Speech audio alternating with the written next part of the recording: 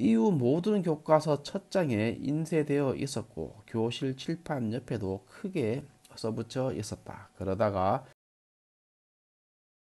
여러분 안녕하십니까? 저는 우리공화당 책임당원 박인성입니다. 오늘은 10월 12일 목요일입니다.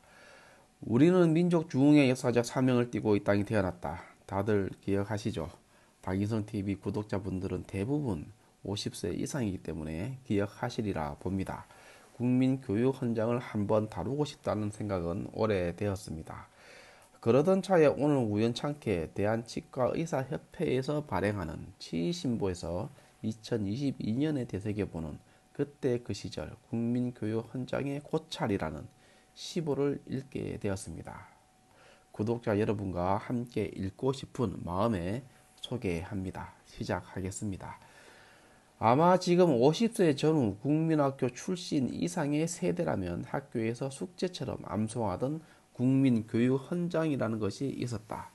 이 글은 박종욱, 안호상, 이인기, 유형진 등 학계 저명 인사들로 구성된 기초위원 26명과 심사위원 48명이 초안을 작성하고 국회의 만장일치의 동의에 따라 박정희 대통령이 1968년 12월 5일 발표한 당시의 대한민국 교육의 지표를 담은 것이었다.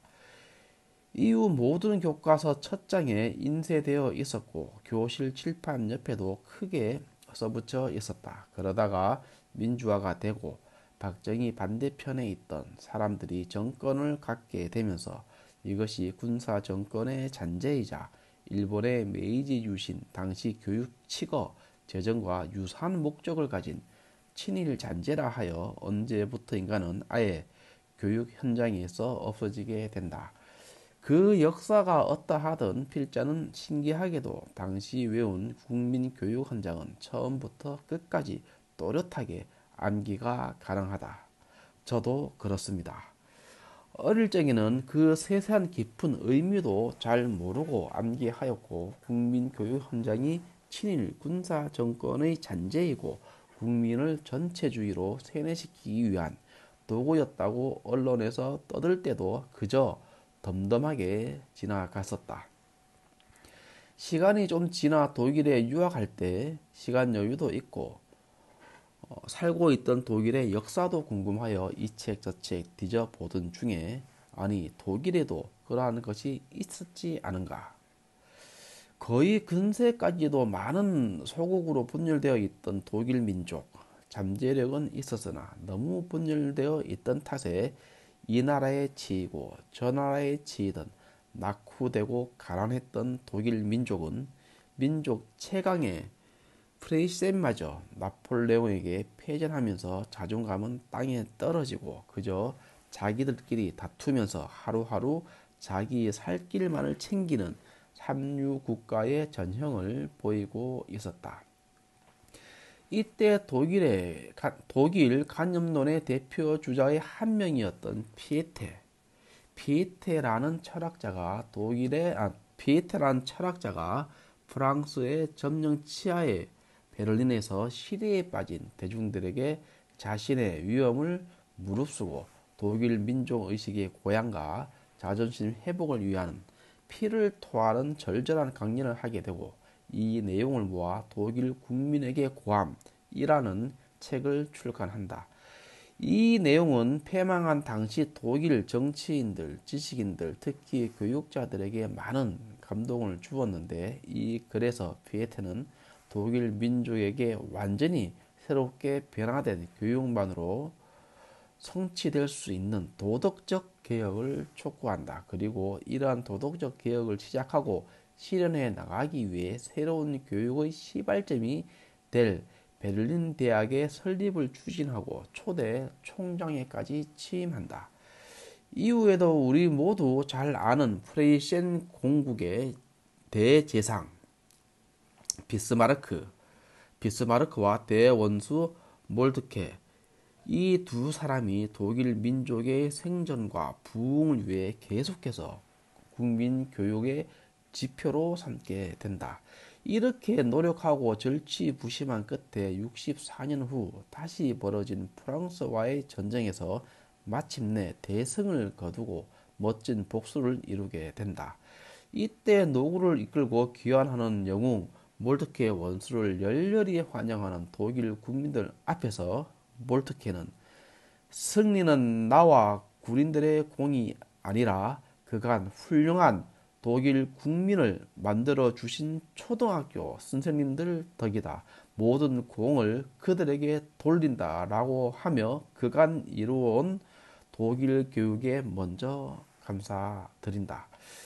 이후 독일은 통일을 성공적으로 완수하고 탄탄한 교육과 자신감으로 무장하며 유럽의 가장 발전된 강국으로 나아가게 된다. 지금도 독일 하면 교육, 기술, 신뢰성, 정확함으로 상징이 되며 독일 사람들은 이러한 독일인의 특성을 갖게 한 시작을 바로 피에테의 그 저서와 이를 지표로 정치인들과 교육가들이 국민들을 잘 계몽시킨 결과라고 믿고 있다.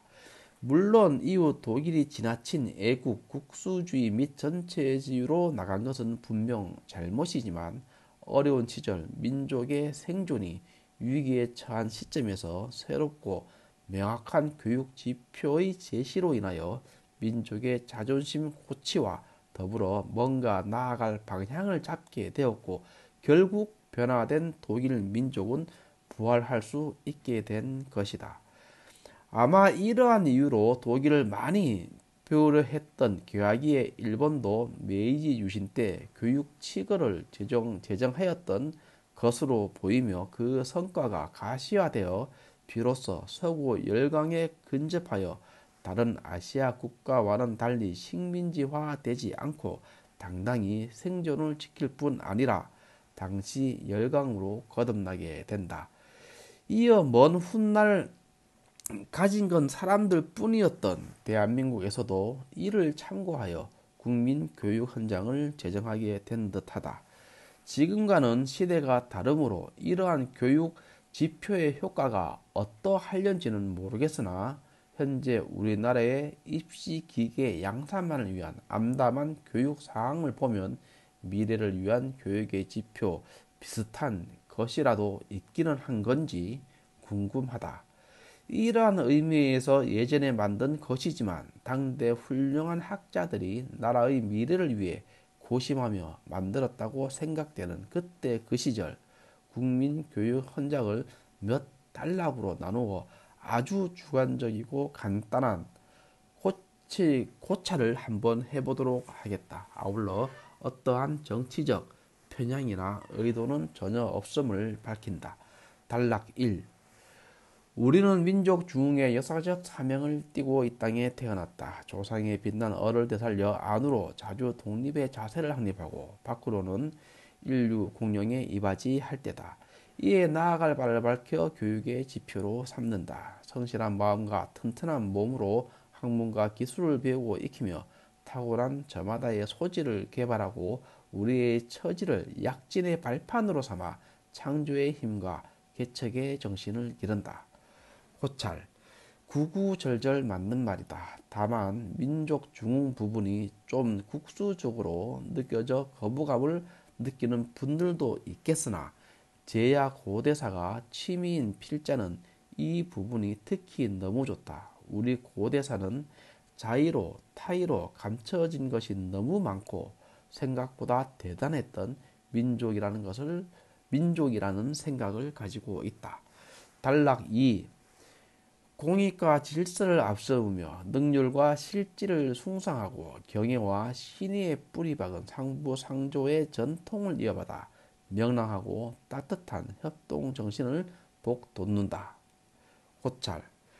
공익과 질서는 선진국일수록 더욱 철저히 지켜야 할 것이고 능률과 실질 숭상은 개인적으로는 동의한다. 아마 능률보다는 아날로그 감성 같은 것 좋아하는 분들은 거부감이 들 수도 있겠다. 단락 3. 우리의 창의와 협력을 바탕으로 나라가 발전하며 나라의 발전이 나의 발전의 근본임을 깨달아 자유와 권리에 따르는 책임과 의무를 다하며 스스로 국가 건설에 참여하는 국민 정신을 복돋는다. 고찰. 당시 국가가 거의 최빈국 수준이었고 어느 나라나 그렇듯 먹고 살기 힘들면 자기의 살 길을 찾기에만 급급하여 이기적인 성향을 보이므로 국가 발전 우선을 강조했던 듯하다. 이제는 선진국이라고 해도 무방하니 개인도 나라도 같이 발전해야 하는 것이 요즘 시대 국민의식에 합당하다. 단락사. 반공민주 정신에 입각한 애국 애족이 우리의 삶의 길이며 자유세계의 이상을 실현하는 기반이다. 길이 후손에게 물려줄 영광된 통일조국의 앞날을 내다보며 신념과 긍지를 지닌 근면한 국민으로서 민족의 슬기를 모아 줄기찬 노력으로 새 역사를 창조하자. 고찰. 북녘 변종공산주의 독재가 우리 생존을 잠재적으로 위협하고 있는 한 개인적으로 반공에는 찬성이다. 애국, 애족이라는 말 역시 국수적이고 폐쇄적인 느낌이지만 우리나라처럼 초강대국 틈에 끼인 국민들은 외국과 외국인의 배타적이지 않은 한 적당히는 외쳐도 좋을 것 같다. 그 나머지 뒷부분은 아주 마음에 든다. 러시아, 우크라이나 전쟁이 장기화되고 있고 세계 경제 동향도 심상치 않다. 점차 세계는 자국 우선주의 및 블록화되며 신냉전의 기운이 뚜렷해지고 있고 자유주의 진영의 최전선에 있는 향후 우리나라의 위치는 구한말 시절과도 같이 쉽지 않을 듯하다. 다만 그 시절 문약했던 국가의 국방, 경제와는 차원이 다른 세계 수준의 국방력과 경제력을 가지고 있으므로 잘 대처하리라 생각한다.